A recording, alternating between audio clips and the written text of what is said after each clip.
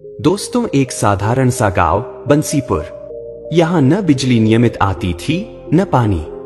कच्ची सड़कें, मिट्टी के घर और पीपल के पेड़ के नीचे दिन गुजारते लोग। इसी गांव की एक टूटी झोपड़ी में रहता था चंदन, उम्र 15 साल। माँ बचपन में चल बसी थी और बाप का कुछ पता नहीं था। गांव वालों के लिए चंदन एक बेघर लड़का था, न कोई पूछने वाला न संभालने वाला। लेकिन चंदन को दुनिया की सबसे बड़ी चीज चाहिए थी, पढ़ाई, और वो उसके पास नहीं थी। चंदन की सुबह सूरज निकलने से पहले होती। सिर पर बाल्टी, हाथ में गिलास लेकर कुएं से पानी भरता, वहीं एक पेड़ के नीचे मुंह धोता। फटी हुई कमीज और नीचे आधी फटी पैंट, यही उसका रोज का पहनावा था। नाश्ता, कभी 2 उबले आलू, कभी मंदिर का बचा हुआ भोग। चंदन का स्कूल में नाम नहीं लिखा था, फीस देने की ताकत नहीं, और स्कूल यूनिफॉर्म तो एक सपना था। फिर भी हर दिन वो स्कूल की खिड़की के पास जाकर बैठ जाता, जहां अंदर से मास्टर जी की आवाज आती थी। दीवार के पीछे से वो हर शब्द ध्यान से सुनता, कभी मिट्टी में लकड़ी से लिखता, तो कभी पुराने रद्दी पन्नों पर कोयले से सवाल हल करता। एक दिन मास्टर जी की नजर उस पर पड़ी। सवाल नहीं पूछा, बस दूर से देखा और अनदेखा कर दिया। जब भी गांव में कोई शादी या मेला होता, तो बाहर से लाइट वाले लोग आते। बड़े बड़े तार, बल्ब, जनरेटर। चंदन खुद से वहां पहुंच जाता। भैया, तार पकड़ा दूं क्या? बल्ब दे दूं? बांस उठा दूं? काम के बदले कभी 20 रुपए मिल जाते, कभी बचा हुआ खाना। एक बार एक ठेकेदार ने उसे पुरानी टूटी साइकिल दे दी। तू मेहनती है लड़के, ले जा। चंदन की आंखों में वो दिन इनाम जैसा था। अब वो उसी साइकिल से गांव गांव तार और बल्ब लेकर जाता। दिन भर मेहनत के बाद वो रात में अपनी झोपड़ी में बैठकर पढ़ता। टॉर्च नहीं होती तो माचिस की 2 तीलियों को जलाकर रोशनी से पन्ने पढ़ता। किताबें कभी कबाड़ से, कभी स्कूल के बाहर फेंकी गई पुरानी कॉपी से। कई रातों को जब छत से पानी टपकता, तो वो अपनी किताबों को बचाने के लिए खुद गीला हो जाता। उसकी झोपड़ी के एक कोने में लिखा था, सब्र रख, मेहनत कर, एक दिन किस्मत झुकेगी। एक शाम चंदन शादी की लाइटें खींचने गया था। तेज बारिश शुरू हो गई, तार भीग गए, सब भागने लगे। लेकिन चंदन अकेला वहीं रुका रहा, भीगे तारों को समेटता रहा, बल्बों को सूखी बोरी में रखता रहा। ठेकेदार चिल्लाया, पागल है क्या? जान प्यारी नहीं तुझे? चंदन बस मुस्कुराकर बोला, बल्ब जले या ना जले, लेकिन किसी का नुकसान तो नहीं होना चाहिए ना भैया। उस दिन उसे 50 रुपए मिले, जिंदगी में सबसे ज्यादा। वो 50 रुपए लेकर सबसे पहले गया गांव के स्कूल के बाहर की रद्दी की दुकान पर। एक पुरानी गणित की किताब और एक पेंसिल खरीदी। फिर एक दिन की बात है, गर्मी अपने चरम पर थी।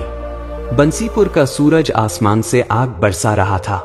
गांव की धूल भरी गलियां दोपहर में वीरान हो जाती, और सिर्फ कुत्तों की हल्की भौंक या दूर से आती किसी बैलगाड़ी की आवाज सुनाई देती थी। चंदन इस मौसम में भी काम कर रहा था। अब वह सिर्फ बल्ब पकड़ने और तार खींचने तक सीमित नहीं था, वह अब बिजली का काम सीख भी रहा था। लाइट वाले भैया ने उसे सिखाना शुरू कर दिया था कि कैसे वायरिंग होती है, कहां से करंट आता है और क्या क्या सावधानी रखनी चाहिए। वो अपने झोपड़ी के बाहर बैठकर टूटी वायरें जोड़ने की प्रैक्टिस करता। कभी साइकिल की घंटी में बल्ब लगाकर खुद से रोशनी निकालने की कोशिश करता। लेकिन उसके भीतर असली चमक अब भी पढ़ाई की थी। हर रात वो लाइट के काम से लौटकर अपनी फटी कॉपियों और किताबों को मोमबत्ती की लौ में पढ़ता। पसीने और धूल के बीच से रास्ता बनाकर वो अपनी जिंदगी को पढ़ाई से रोशन करना चाहता था। एक दिन की बात है, सरकारी स्कूल में अचानक बिजली चली गई। दोपहर की गर्मी में पंखे बंद हो गए, क्लास में बच्चे बेहाल हो गए। मास्टर जी पसीने से लथपथ स्कूल के बाहर आंगन में खड़े थे। बार बार जनरेटर को देख रहे थे, फिर तारों की ओर। कुछ समझ नहीं आ रहा था। ठीक उसी वक्त बाहर स्कूल की दीवार के पास खड़ा था चंदन। हाथ में वही पुरानी किताब, आंखों में वही चमक। वो रोज की तरह स्कूल के बाहर बैठकर पढ़ाई सुन रहा था। लेकिन आज उसकी नजर मास्टर जी की परेशानी पर टिकी थी।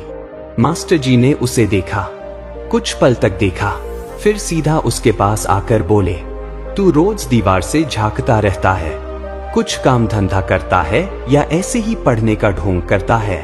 चंदन ने मासूमियत से जवाब दिया, काम भी करता हूँ मास्टर जी, लाइटों का, बिजली का थोड़ा बहुत आता है। देख रहा था, स्कूल में लाइट नहीं है, अगर आप कहें तो देख लूं? मास्टर जी हैरान हुए, बोले, सच में आता है? जा देख ले, वैसे भी अब कुछ बचा नहीं, जो भी कर ले। चंदन सीधा स्कूल की बाउंड्री के पीछे से दौड़ा। उसने देखा तार में एक जोड़ खुल गया था और जनरेटर का कनेक्शन टूटा था। उसने स्कूल के पुराने वायरिंग बॉक्स को खोला, टेप की मदद से 2 तार जोड़े और मिट्टी से ढके जनरेटर के नीचे झुककर उसमें पेट्रोल चेक किया। बस 10 मिनट में स्कूल की बिजली लौट आई, पंखे चल पड़े, बल्ब जल उठे, बच्चों ने तालियां बजाईं और मास्टर जी की आंखों में हैरानी के साथ मुस्कान आ गई। मास्टर जी ने चंदन के कंधे पर हाथ रखा और बोले, अरे तू तो सच में काम जानता है, ये तो बहुत बढ़िया किया तूने। चंदन मुस्कुरा दिया।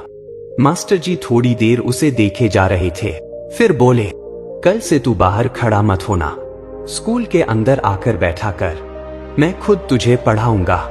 मेरे लिए तेरा हुनर भी मायने रखता है, लेकिन तेरी मेहनत और लगन उससे कहीं ज्यादा। चंदन की आंखों में चमक आ गई। उसने हाथ जोड़कर कहा, धन्यवाद मास्टर जी, पढ़ाई का बहुत शौक है मुझे, बस कोई मौका नहीं मिला अब तक। मास्टर जी मुस्कुराकर बोले, मौका खुद नहीं आता बेटा, जिसे सच में पाना होता है वो मौका बनाता है। उस दिन के बाद से चंदन स्कूल के अंदर बैठने लगा। फटे कपड़े, धूल से सनी किताबें और साइकिल के हैंडल पर लटकी लाइट की पेटी, लेकिन अब उसके पास एक और चीज थी, गर्व, आत्मविश्वास और सही दिशा। शाम को चंदन जब स्कूल से लौटा तो उसकी साइकिल के साथ साथ उसका सीना भी ऊंचा था। कभी कभी किस्मत नहीं, मेहनत रास्ता खोलती है। पीपल के नीचे बैठा चंदन जब ये खुद से बोला था, तब उसे भी नहीं पता था कि उसकी किस्मत सच में मोड़ लेने वाली है।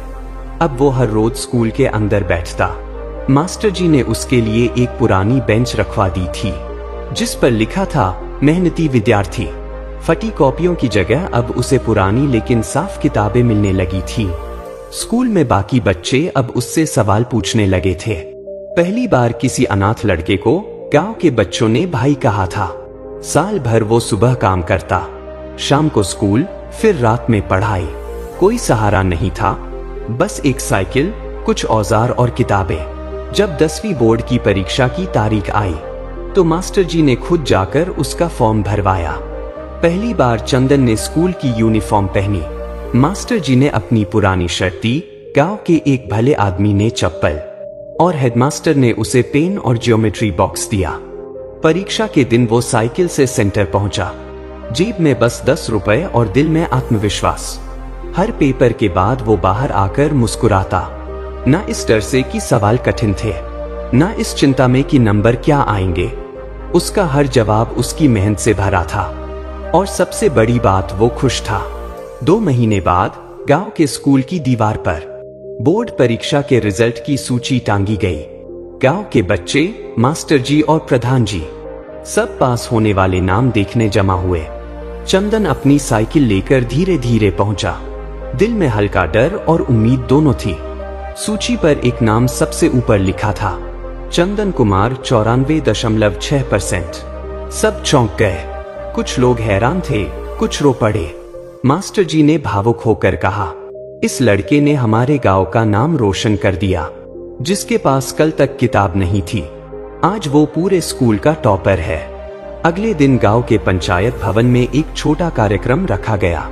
सभी गांव वाले आए थे।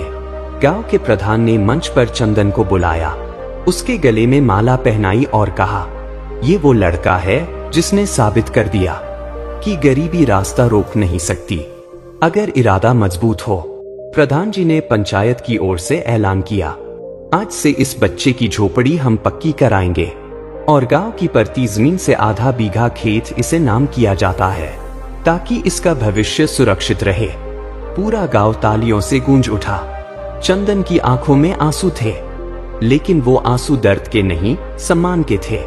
कुछ ही हफ्तों में उसकी पुरानी झोपड़ी की जगह एक छोटा पक्का घर बन गया। छत टपकती नहीं थी अब, और दीवार पर पहली बार उसके नाम की नेम प्लेट लगी थी, चंदन कुमार, विद्यार्थी। उसके खेत में हल्की सी फसल बोई गई, लेकिन उससे बड़ी फसल थी जो गांव के बच्चों के मन में उगी। हिम्मत, मेहनत और उम्मीद की फसल। पीपल के उसी पेड़ के नीचे अब चंदन नहीं बैठता था, बल्कि वहां नए बच्चों को गणित सिखाता था। एक बच्चा पूछ बैठा, भैया आप इतने अच्छे से कैसे पढ़ते हो? चंदन मुस्कुराकर बोला, मैंने बिजली के तारों को जोड़ा था, लेकिन असली करंट मेरी मेहनत में था। दोस्तों, मेहनत से बढ़कर कोई जादू नहीं होता। जिसने अंधेरे में भी सपना देखना नहीं छोड़ा, वही एक दिन दुनिया को रोशनी देना सीख जाता है। किस्मत वहीं पलटती है जहां इरादे कभी हार नहीं मानते। अगर हालात कमजोर हैं तो इरादे मजबूत करो, क्योंकि वक्त भले ही सोया हो, तुम्हारी मेहनत उसे जगा देगी। दोस्तों, अगर आपको हमारी ये कहानी पसंद आई तो नीचे लाइक करें, शेयर करें और हमारे YouTube channel truth of life को सब्सक्राइब करना ना भूलें। यहाँ आपको मिलेंगी ऐसी ही प्रेरणादायक कहानियाँ जो आपके दिल और सोच को छू जाएंगी। साथ ही बेल आइकन दबाएं ताकि हर नई कहानी आप तक सबसे पहले पहुँचे। हमारे साथ जुड़िए, क्योंकि सच्चाई की राह में हर कदम मायने रखता है।